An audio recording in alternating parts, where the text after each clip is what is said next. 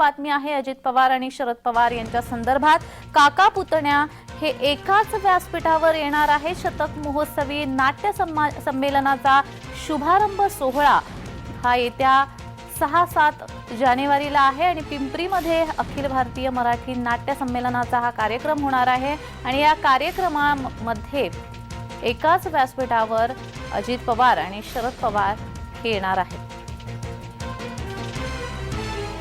शतक महोत्सवी नाट्य संमेलनाचा शुभारंभ हा पिंपरीमध्ये होतोय। पिंपरीमध्ये येत्या 6-7 जानेवारीला हा कार्यक्रम होणार आहे आणि याच पार्श्वभूमीवर शरद पवार आणि अजित पवार हे एकाच व्यासपीठावर येण्याची शक्यता आहे।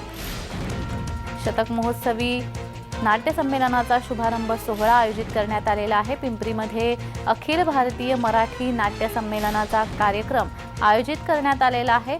6-7 जानेवारीला हा कार्यक्रम होणार आहे आणि या कार्यक्रमामध्ये अजित पवार आणि शरद पवार हे एकाच व्यासपीठावर येण्याची दाट शक्यता आहे।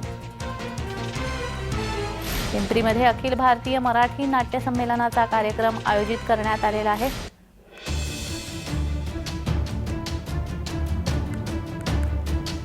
तर या संदर्भात अधिक माहिती देण्यासाठी आमचे प्रतिनिधी अविनाश परबत आपल्याशी फोनद्वारा जोडले गेलेले आहे। अविनाश, मराठी नाट्य संमेलनाचा सोहळा हा पिंपरीमध्ये आता येत्या 6-7 जानेवारीला होणार आहे आणि या समारंभामध्ये काका पुतण्या एकाच व्यासपीठावर येण्याची चर्चा आहे। या संदर्भात अधिक माहिती।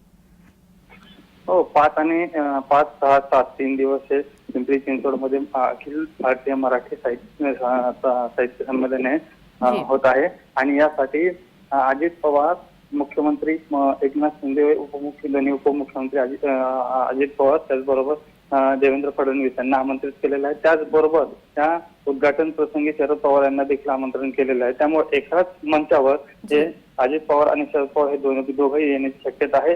त्यामुळे आता नेमकं सगळ्यांना उत्सुकता लागली की दोघंही पुन्हा एकाच मंचावर येणार का, हे पाहावं लागणार आहे। जी, धन्यवाद अविनाश, तुम्ही दिलेल्या या माहितीसाठी।